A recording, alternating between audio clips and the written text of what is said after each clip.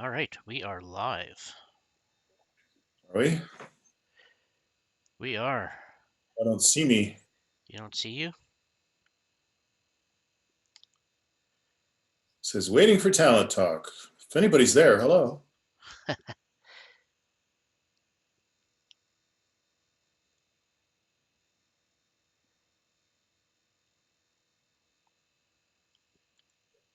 Okay, I'm frozen. All right, we are live. Are we? We are. Nothing I yet? don't see me. You don't see you? We are delayed, Gary. We are extremely delayed. It says waiting for talent talk. If anybody's there, hello. Unfortunately, I might have to get you to mute that because we will hear that as the show progresses. If you right click on that tab, you can mute that tab.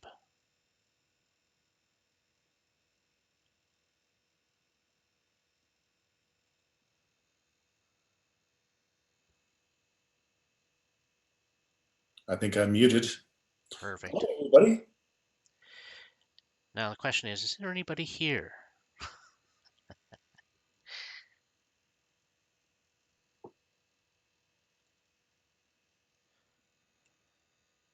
There's a very long delay from what I'm doing and what I'm seeing on YouTube.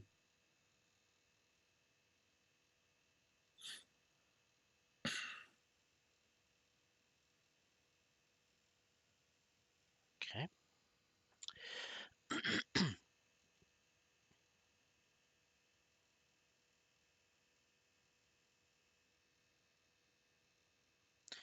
All right. I think other than the potential delay, which I believe we had during our trial run a bit, I think we're good to go.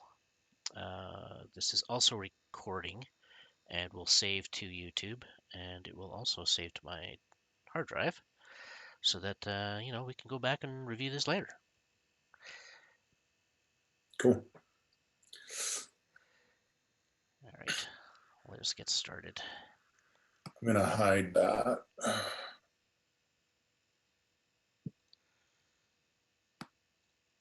Yes, I'm just hiding a few things myself here. Perfect.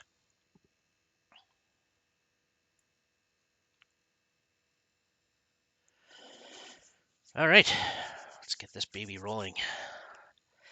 So if anybody is watching live, thanks for sticking around and dealing with our little technical difficulty that we're having. Um, I just wanted to start off by saying that I'd like to thank everybody for joining us for our first episode of season 2. And on that note, our little intro.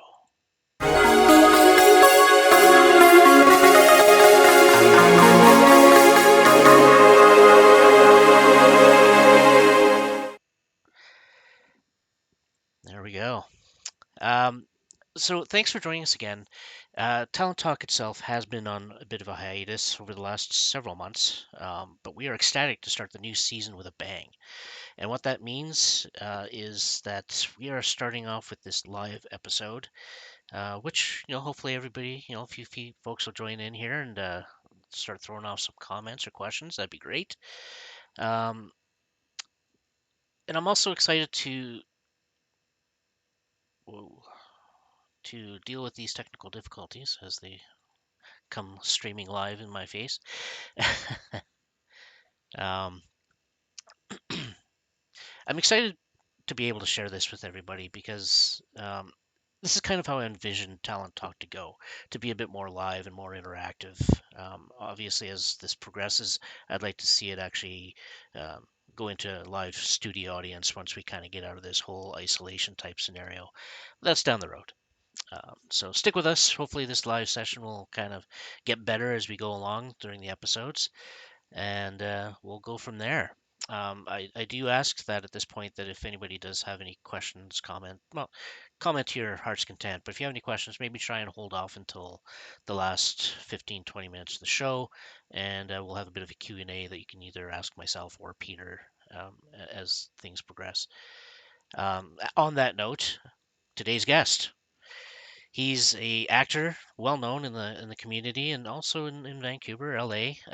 He's an acting coach, does his own little workshop for folks locally. And he also has a book that he's written. It's a couple of years old, I think, now at this point, but it's been used for as a teaching tool at various schools, and has been recommended by some of the casting directors in the industry. So please join me in welcoming Peter Skagen to the show. Peter, nice to Very, see you. that's very nice of you. Thank you. Yeah, it's been a while since you and I have actually chatted. Um, Well, but yeah. I do recall that one of the first workshops I actually did take was your audition hell workshop. Title's a bit daunting, but I definitely learned a lot from that session.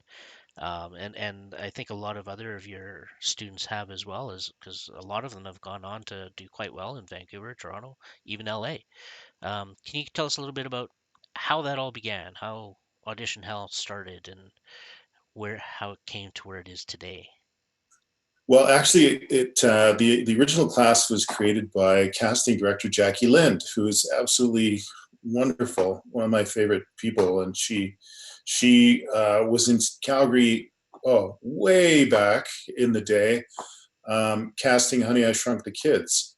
And she found that she was unable to cast any local actors from Calgary, not because they didn't have talent, but because they didn't understand the casting process or how to audition properly. So she couldn't feel good about moving them forward in the process. Actors need to understand that casting directors' reputations and jobs are on the line when they move people forward in the process that really shouldn't be moved forward.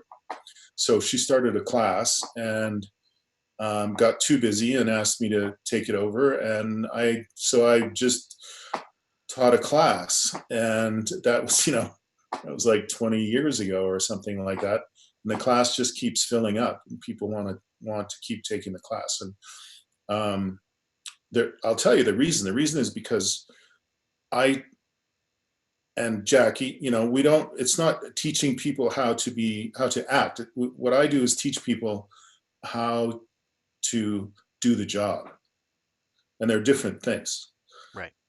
90% of the job of an actor is not about acting, and it's not about talent. It doesn't take any talent. It takes know-how and understanding and knowledge, experience. And you just have to basically know what you're doing. And so I teach people to know what they're doing so that no matter what level of talent they're at, they can do a competent audition, not offend anybody, not look stupid, not get fired by their agent, and all the rest. And I carry that forward, and I help them on the set to do the same thing as well. So it's about my work is about skills, the nuts and bolts, learning the ropes, the trade secrets, as my book says. It's not about, hey, this is the magic of acting. It's more like, this is how you do the job, guys. Right. No, it makes sense. And so, just out of curiosity, was it always called Audition Hell, or No, was that developed as it kind of progressed? yeah, no, no. Jackie did not call it audition now. No, and of course, I've made a lot of changes, and this is many many years ago. But no, I called it audition hell kind of as a joke. Um, when I first started doing the class, because I thought it was going to last 2 months, and and for me at the time, auditioning was hell. And I thought, actors must relate to this. Auditioning is a kind of certain, very special kind of hell. And so I just called it that, and people signed up for it, and then it just never changed. So I, I probably should change it. I actually was on the news one time, and the newscasters had to read out my email address, auditionhell.com. And yeah, I think maybe I should change that. But still works, and it's not hellish, by the way. The class is not hellish. The class is fun and very informative. But I guess audition hell sells tickets because it's still working. For sure, absolutely. And like I kind of stated earlier, it's obviously relatively successful because a lot of your students that have come through your class are quite successful at this point. So that's a good sign.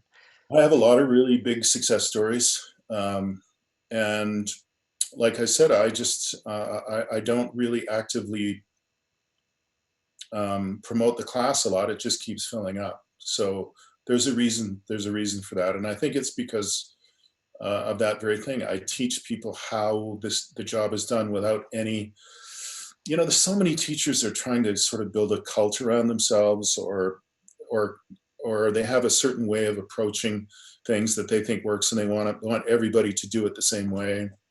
Or people are trying to teach so-called acting, and I've never found that I can teach people talent. I've never been able to do that. But Right. what I can do and the reason people melt down on the set or in the audition is because they don't know what they're doing. They don't know what's expected of them. They don't know what their job is. They don't know how to do this weird thing. And so, nobody's smart enough to deal with that. And people just get nervous, and they melt down, and then they thump the steering wheel as they're driving home after the audition, and they're swearing. But it's mostly because they don't know how the process actually works, what's expected of them, what to do, and also they don't realize that there are what I call landmines in the audition. That casting directors set up these little invisible landmines in the room, and maybe they're not consciously setting them up, but actors walk in and they trip over these things all through their audition, and they make these little mistakes, and often they don't even know they're mistakes, but casting directors see them, and you just get a big X next to your name right away when you do some of these things. And so I teach people what all those things are so that they can be calm. And once you're calm and you know what is expected of you and how this thing works, then you can have access to your talent. But before that, most people are just a ball of nerves, and they mess the whole thing up. And then this is my issue. Then they get upset and they think they have no talent, and they curse themselves, and then they quit and they go work at their dad's hardware store or something. And when really they're really talented actors, and they just made a couple of silly mistakes that they maybe didn't even know were mistakes. And that's what I like to prevent that. I want to help actors. That's why I'm doing it. Right. Absolutely. And I mean, obviously, you just didn't. You don't have this knowledge and experience just naturally. You have quite a bit of experience as an actor yourself. Um, can you tell us a little bit of how long ago that started and how that transitioned and maybe helped develop Yeah, Audition Hell as it is today? I well, really quickly, nobody's interested in my whole bio, but I was in LA playing tennis, and then I was a tennis pro for a while, and I wasn't making any money, and I got a chance to go to film school, so I just went, and I got hired to be an actor in a bunch of things, student things, and I thought, well, this is going to work for me, and then it didn't work for me after that. After school, I just crashed into nowhere. Anyway, flash forward, I'm in Calgary, and um, Jackie Lind again. Thank you, Jackie. I love you. I was in a class, and Jackie Lind saw me in a class. And the 2 days later, she called and she said, "Can you be on set like on Thursday?" And I said, "Okay." This was many, many moons ago, and this was Lonesome Dove, so way back in the '90s. And she booked me out of the class, and I got on set. I had no idea what was going on. I wound up directing the scene myself. My first day on a big studio, production or a network show. The director was spaced out of his mind, and I directed the scene. The leading man was not doesn't didn't seem to be present. It was like very weird. I don't know what was going on, but I blocked the whole scene. Basically, told everybody what to do, and they shot it.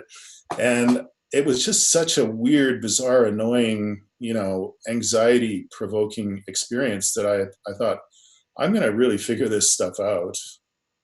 And then Jackie got me teaching the class, and then I didn't book anything for a long time until I figured out my hit, my brand, and how to work that, and then how to do auditions properly. And then I just started booking, and I'm up to around 50 credits, I think now. And Whenever I'm on set, I do the same thing. I talk to the stars. I ask questions. How did you get into it? How do you audition? Do you have a method?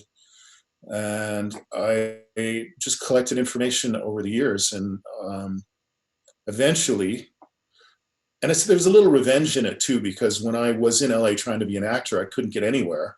Right. There's this cloak of silence around the business. You may have noticed. Nobody really wants to tell you what's really going on. Nobody's talking. There's just this kind of cloak of silence, um, because they're trying to keep everybody out. Basically, they really are. I mean, the people that are in there right now are really happy to be in the Hollywood vault, Yeah. and there's no need for us, really.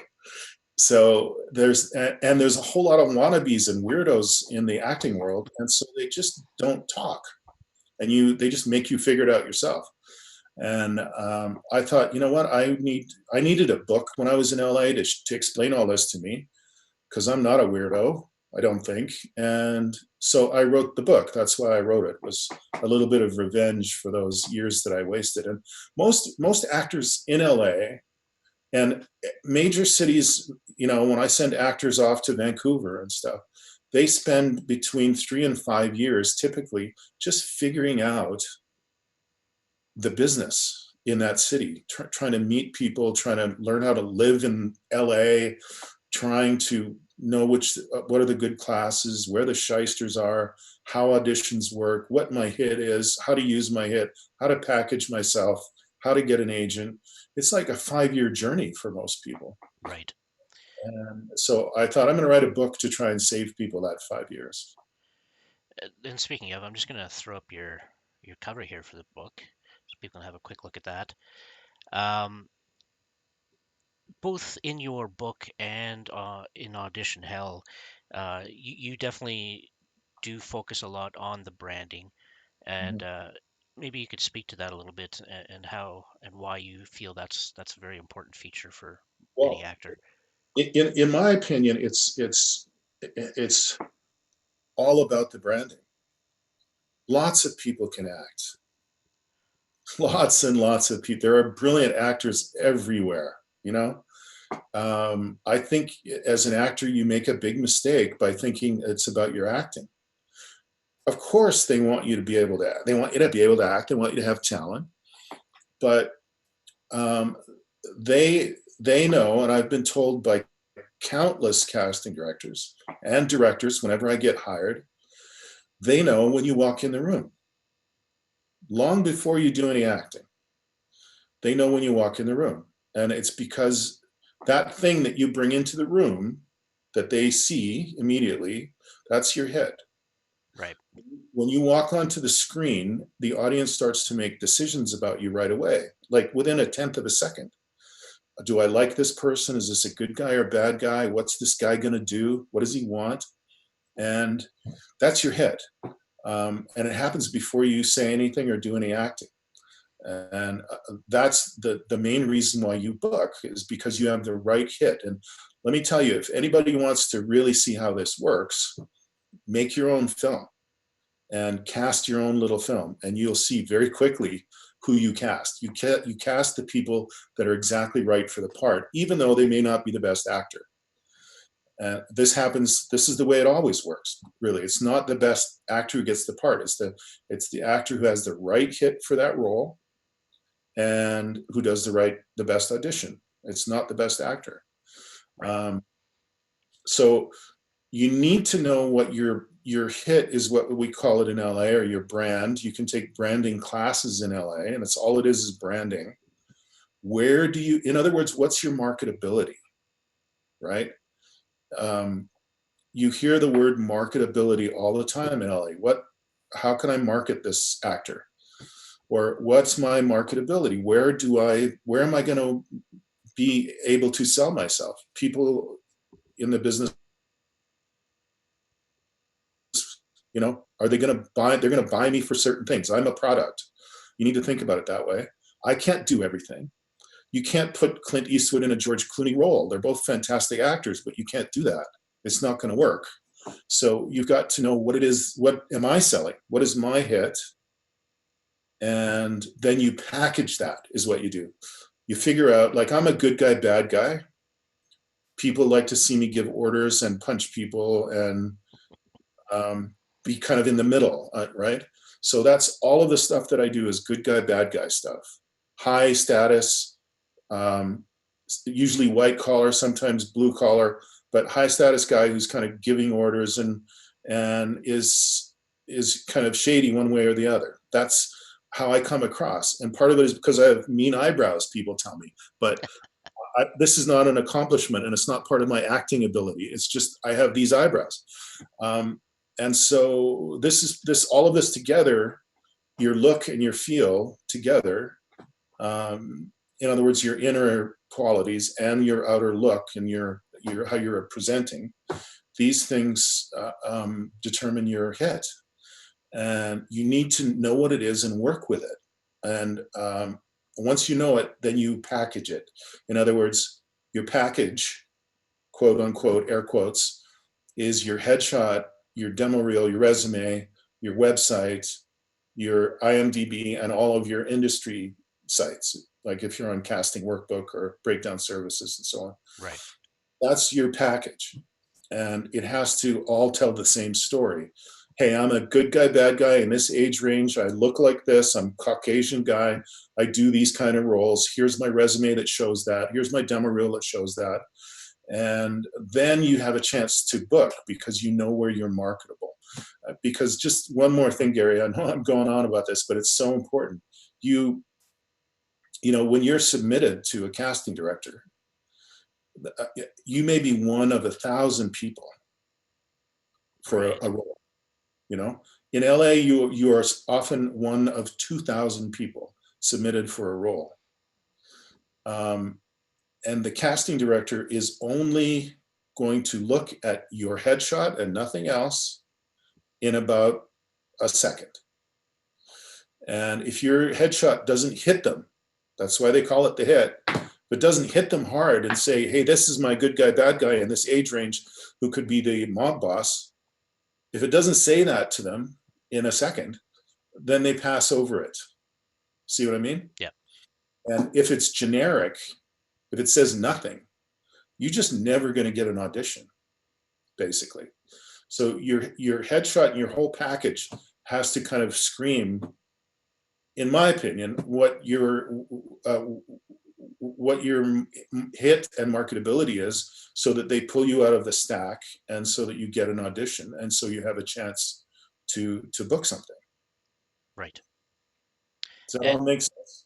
it does. Yeah, absolutely. I just want to go back to a comment you made about the your eyebrows, for example. um, Yeah. I do recall when I was in your workshop, one of the things that you did was you took like a 10-15 second video, and then you showed it in front of the class and would stop at a point and you would say, okay, well, based on this look, what would you cast this guy as? And I remember this distinctly because I remember the first stoppage. People saw my image and they're like, oh, father, doctor, lawyer kind of deal. Of course, I had more hair at the time, so Mm-hmm. it seemed more feasible. Um, and then you went a little further and you stopped again, and you said, okay, what about now? And then it was like rapist, killer. I was just like, what? Pedophile. I was like, where did that come from? But it's all, like you said, it's just small nuances that are in your expressions, or just your general look, right? That the casting directors will pick up on just like that, and decide whether or not that's what they want. You have to realize, casting directors, there are these are professionals who do this for a living. They can see 60 people a day sometimes, and and they have careers that are 30 years, and they know the second you walk in what the right kind of role is for you. um, and the point is, you need to know that as well, so everybody knows. And if everybody knows, everybody's happy, and then things can move forward. But if you don't know what you're selling and you try to give them something that the camera and the audience don't want, you're working against yourself, and there's going to be problems. And sometimes, like in your case and my case too, the audience wants things that we didn't realize, or that we maybe don't even want to give. Like, I don't want to play a pedophile, you know. Yeah. Uh, but it seems like that's what the audience is seeing in me. So as an actor, you have to stop and you think, okay, first of all, why? Can I figure out why that is? And second of all, do I want to give that to them? That's what they want. This is the area, you know, like I wanted to play Romeo, but there's no way I'm going to play Romeo. I wasn't Romeo even when I was 25. I wasn't Romeo. I don't. It's not my vibe. It's not my hit. People don't believe it if I show up as Romeo on screen. They're like, no, I don't believe that. Yeah. So I'm like, okay, so every actor has to come to this point, film actor, to this point of realizing, okay, this is my reality. This is what I'm dealing with. I'm stuck inside my face and my body, and this is this is what the audience is getting from me. Um, am I willing to give it to them or not? Or knowing that, am I going to try to just work against it anyway? Um, but it is unfortunately is the case. You get the audience pigeonholes you. It's just like in real life, man. When you walk into a room, people immediately, in a tenth of a second, start passing judgments about what they believe about you and what they think about you. And those judgments are hard to change. And as actors, we're on screen. The camera's a magnifying glass. We're on a big screen in their living room or in a movie theater. It's that times 10. So just think of all the movie stars you're familiar with, and you'll see they're famous for doing the same thing almost all the time in every film. And it's not a criticism. It's they've figured out what their hit is, what they're selling, and they're selling it. Yeah. Um, and and so each of us as actors has to do that. I get killed a lot. I don't want to get killed. I get shot. But I get shot a lot, in movies, and it's just something that it's part of what the audience wants to see. They want to see me being a good guy, bad guy who shoots other people who might get shot himself, kind of thing. So each actor has to, in film, is different than theater. Each film actor has to figure that out for themselves. What is it that the audience wants from me? And that's where you begin. That's where you start your career. Right. No, that makes sense. I'm just going to throw the image of the book back up here for a second. Just out of curiosity, where can people find this book nowadays? Right now on Amazon. On Amazon? Okay. Chapters at all? You should be able to order it from Chapters, yes. Okay. Be on Um, their database. And sometimes they have it on the shelves, but you can order it from there. okay. And as I kind of mentioned earlier in the show, it's actually being used as a bit of a teaching tool. Can you kind of explain how that all came about and maybe a couple of the schools that are actually utilizing it, or? Sure. I mean, even before I finished it, I got a call from the University of Lethbridge saying, is your book ready? And I went, no. And they said, well, can we have it anyway? Can we have what you got and we'll print it and we'll use it for our students? And I said, okay, which is what they did. And I think they're still using it. It's hard for me to get complete, accurate info about which school is using it because they don't call and tell me. But I mean, it's in the library at Yale, for example. I know, and it was used at Carnegie Mellon. It was used at State University of New York. Um, it was used at Red Deer College. These are places that I know that it's being used. Right. Um, like I said, they don't call me, but it's definitely out there, which I'm really glad about. And I think the reason is because, again, I'm not teaching some kind of method, you know. Right. I'm just telling you how the job is done Yep. and what your actual job is. And that's one of the questions that actors have all the time. What is my actual job?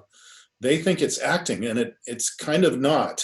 It is, but it's kind of not. Filmmaking it's a manufacturing process, and you have to fit into the flow and know how to do the whole job Right.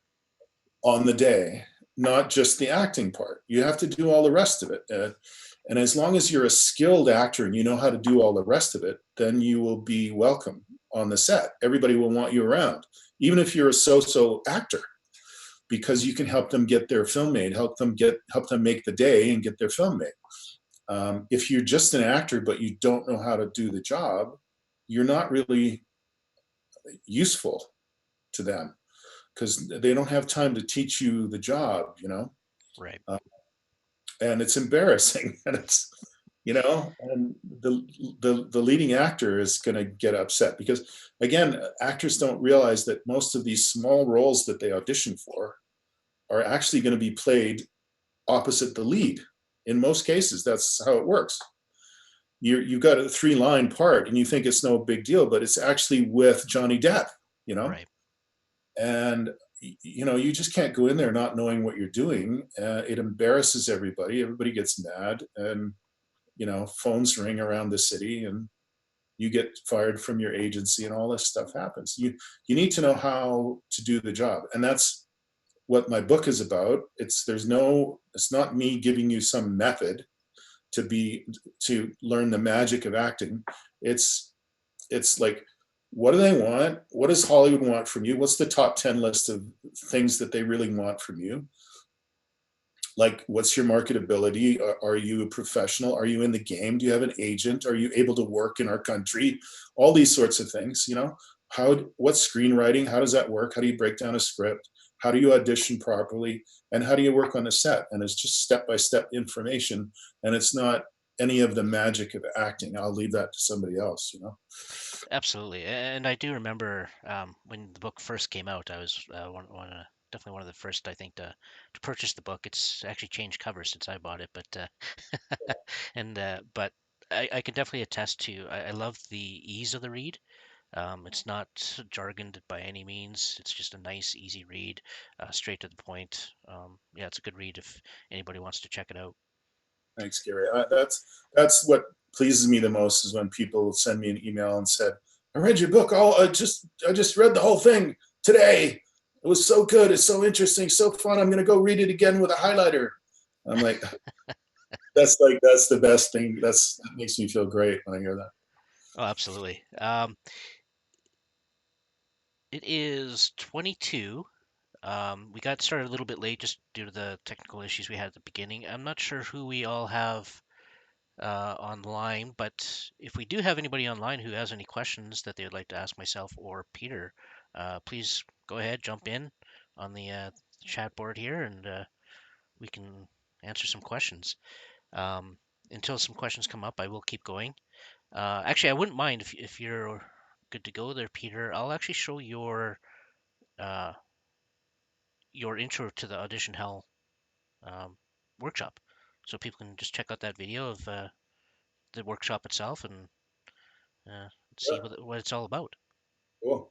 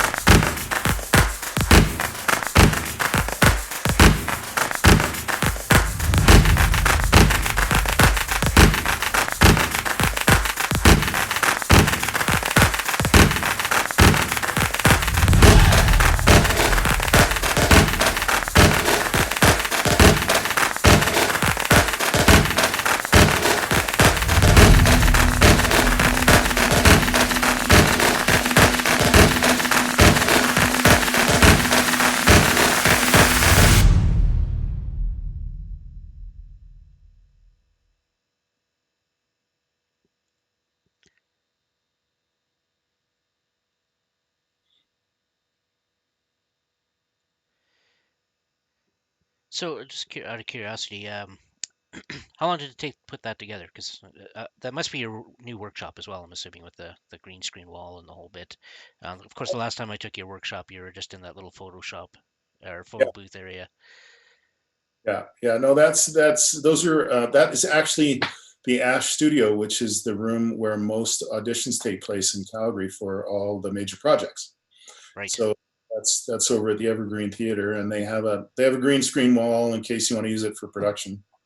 But that's the very room where most of the casting is actually done. Right. Um, so was that from like one or two sessions? Like, I'm just kind of curious how that all, like the footage wise, how that all. No, that was one session. I just hired a terrific camera guy named Anis Hassan in Calgary, who's an awesome dude, and he came and shot the whole thing for me and cut it together. Um, and I was quite impressed with it. Actually, it looks pretty good. Oh yeah. Oh, absolutely. Looks great. Um, the point is just letting people know that there is a class out there that is not about the magic.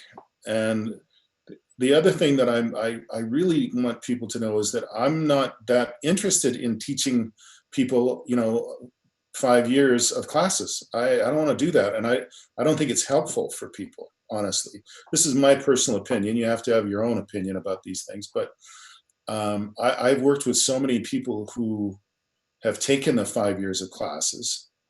In fact, I taught in New York City once and not long ago, and I had an actor who had gone to the neighborhood playhouse for 2 years and spent like $100,000 or something, and really knew absolutely nothing when she came into my class. Absolutely nothing about how to actually do the job.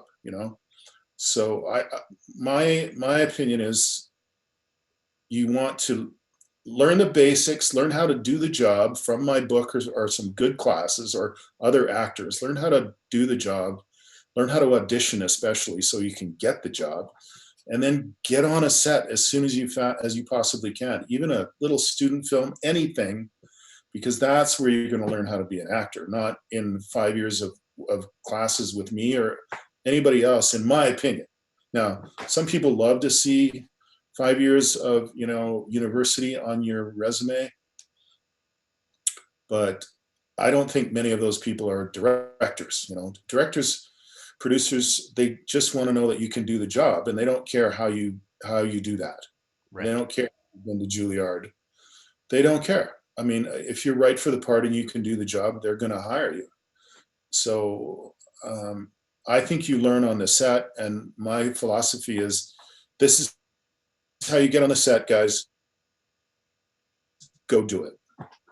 Right. That's a fair statement. Yeah, I think that is where your success is. The other problem with taking 5 years of classes, and I get this too all the time. People call me and they say, "Oh my God, I booked something. What do I do?" I'm terrified because it's been 5 years of the tension building up Right. in right, And like not doing really. I mean, yes, in class, but not actual doing. right, not Yeah. actual doing, and you've got if you've done that, you've got 5 years of people's voices in your head, giving you feedback on your acting. And those are all people who aren't in the business. They're students and stuff.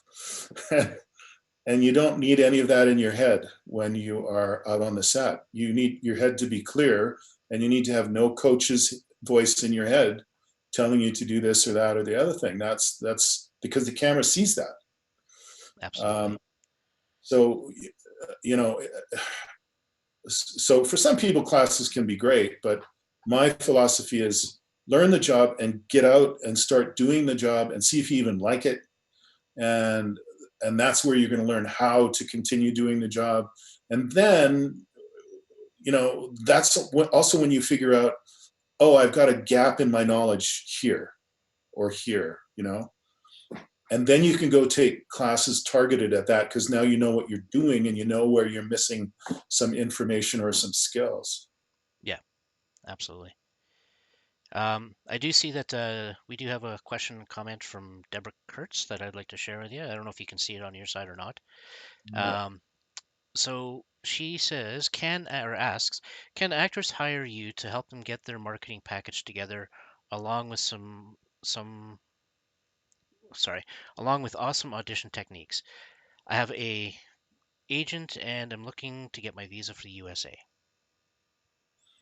Yeah, of course. Of course, you can just send me an email and I'll help you. Take my class is the first thing you should do because you want to get you want to do a branding session with an audience. I can help. Of course, we can do a personal branding, but having an audience is much better. Um, and then I can absolutely help you put together your package and consult with you in terms of getting you to the US. And I also know a lot of people in LA who are teachers and casting directors, are friends of mine down there. And I can set people up with them as well. It's not free, but you can also sit down with casting directors in LA or Skype with them from here and ask them similar questions so that you get the LA point of view as well as my point of view. Right. Okay. Um, she also had a secondary comment here of she has 30 years experience in acting and feels that she is ready for a supporting and lead role. She has everything but a proper selling headshot. Um, now, I know we've kind of discussed that earlier on and the importance of that headshot. Um, within Calgary for sure, I'm not sure if Deborah is actually from Calgary. I believe she is. Um, there are numerous fantastic photographers in the Calgary area that can do great headshots. I don't know if you specifically have folks that you'd like to recommend, or There's a bunch. there is for sure. I don't need to leave anybody out because there is a bunch of good headshot photographers. Yeah, she should maybe just send me an email and I can take it from there with that. Or she could also, depending on how serious you are, you can also go to Vancouver or LA and get your headshots done.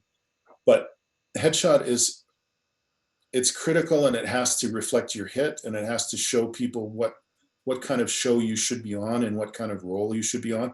Your headshot should look like you were on set in a perfect role for you and somebody snapped a picture. That's what your headshot should look like. So that producers can go or casting can go, oh, that's my soccer mom or that's my leading lady or that's my asshole lawyer. Um, and it's really important because casting decisions are made based on the headshot, but you also need a demo reel nowadays. You have to have a demo reel. Yeah, no, that makes sense. Um, I know for myself, even like I'm assuming you're also on Actors Access, which is another great site for actors to throw out Yeah, their information. Most of the clips that are on Actors Access, for example, are only like 10-second bits yeah. for the most part. Um, my understanding is a lot of the casting directors, that's all they really have time for. Based on your experience, is that something that you can kind of That's all they need. I mean, this is another mistake that actors make all the time is that they cut their demo reel together and it's like 17 minutes long, right? and nobody's going to watch, in my experience, because I make fake demo reels for people. Um, and I get the metrics back when on Vimeo, and I can see that people watch about 50 seconds of anybody's demo reel is all they're going to watch because all they really want to know is what do you look like, what kind of chops do you have as an actor, and where should I hire you? What kind of role are you going to be right for? And what would you look like on my show if I hired you? Right. So it's very quick, man. You give them 10 seconds of good stuff. Like my reel has I think like 15 different roles on it and it's a minute and 20 seconds long. So it's about 8 seconds. I give them 8 seconds of the cowboy, 8 seconds of the lawyer, 8 seconds of this guy, 8 seconds of that guy. And that's all they want. Right. Yeah. Um, one question I've had quite a bit, and I'm kind of curious what your thoughts are on it, is the importance of IMDb. Is it important? Um, I mean, I Well, kind of have my opinion of it. I like it. I just not really sure either on the actual importance of it for an actor. you mean the star meter? Well, that's just crack, really, is all that is. Yeah, that's just active crack. And I've never heard, and I've asked this question of casting directors in LA. I've never heard any of them say, "Oh, it's so important. Your ranking on your star meter is so important to us."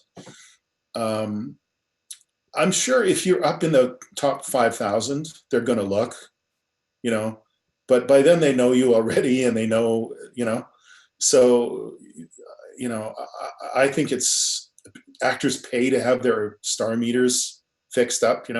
I think it's a gigantic waste of time and waste of money. Nobody that I know of really pays much attention to that stuff, because the algorithm tracks so many different things. And what casting is interested in is, can you do this particular role, not how many people have clicked on your website. Fair uh, enough. Yeah. So, but having said that, you do need to have a good presence on IMDb, because whenever I talk to anybody in LA, I can hear them typing my name in to IMDb, and they're looking at my photos and they're checking my resume.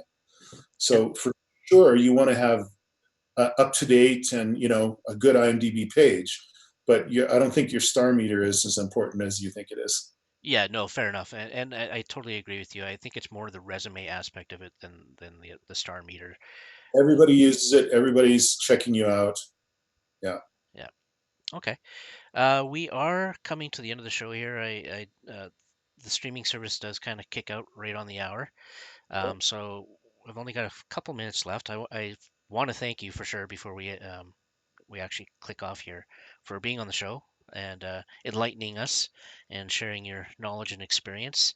Um,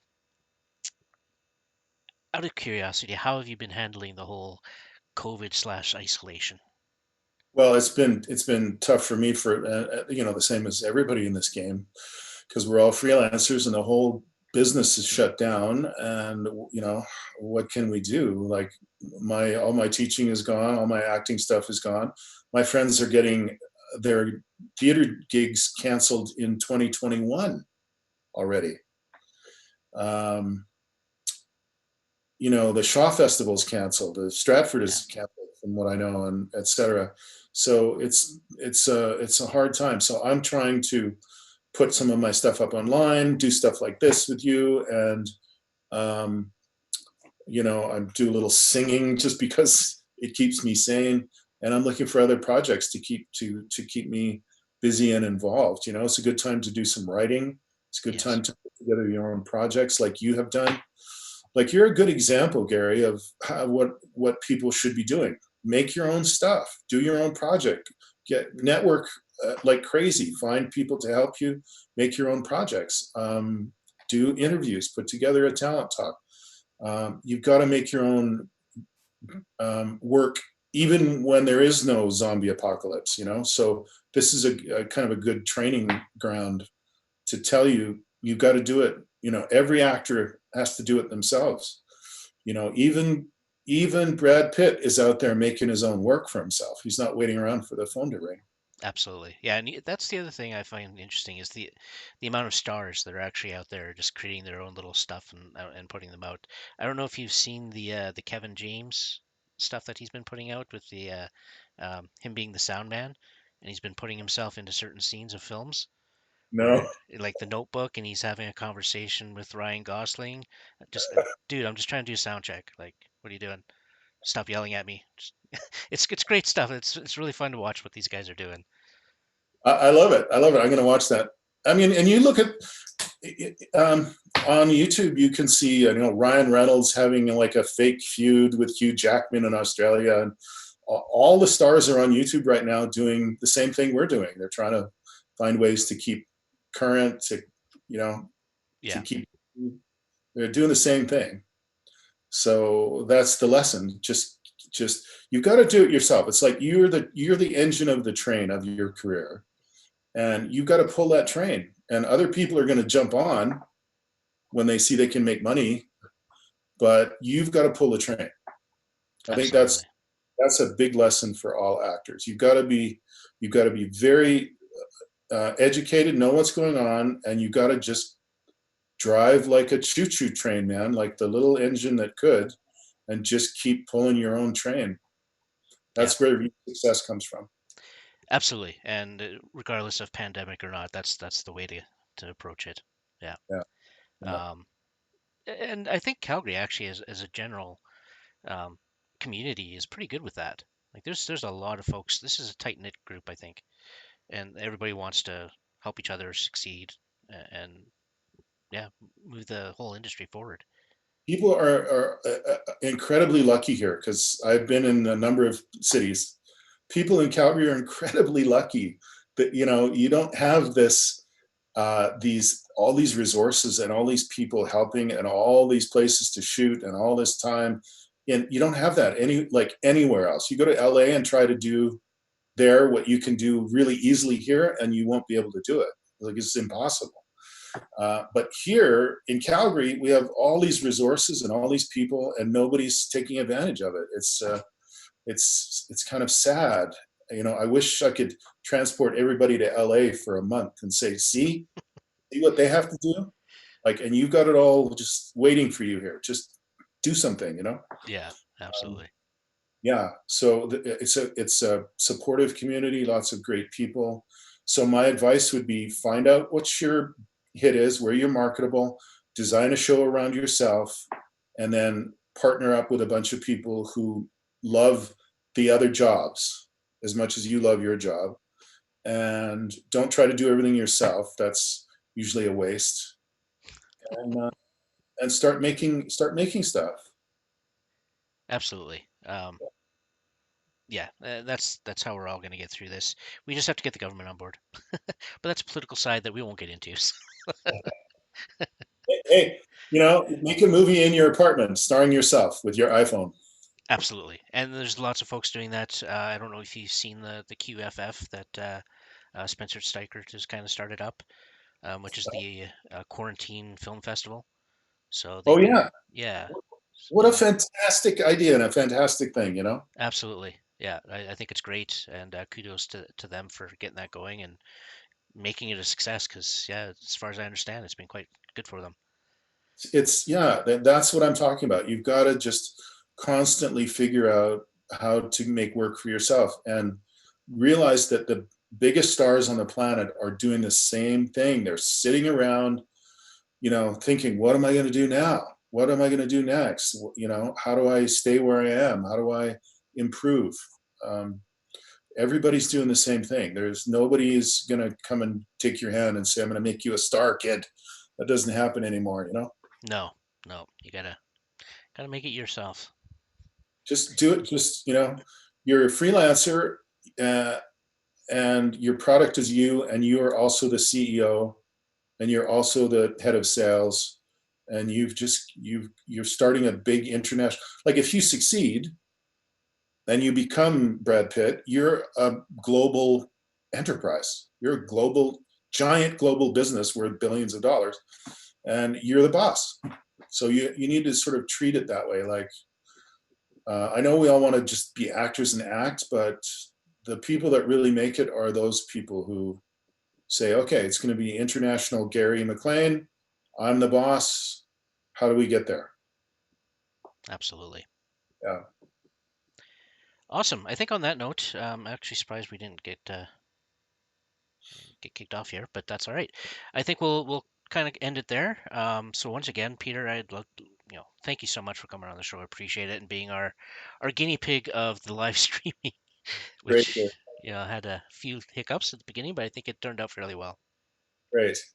Thank you. It's been really a lot of fun. Thanks. Thank you, and for anybody who's logged on, thank you so much for joining us. Hopefully, share with your friends and let them know that they can get involved and ask questions if they like. That'd be great. Hopefully, we can build this up over the next few months. Thank you all. Okay, Gary. See ya. Bye. Uh,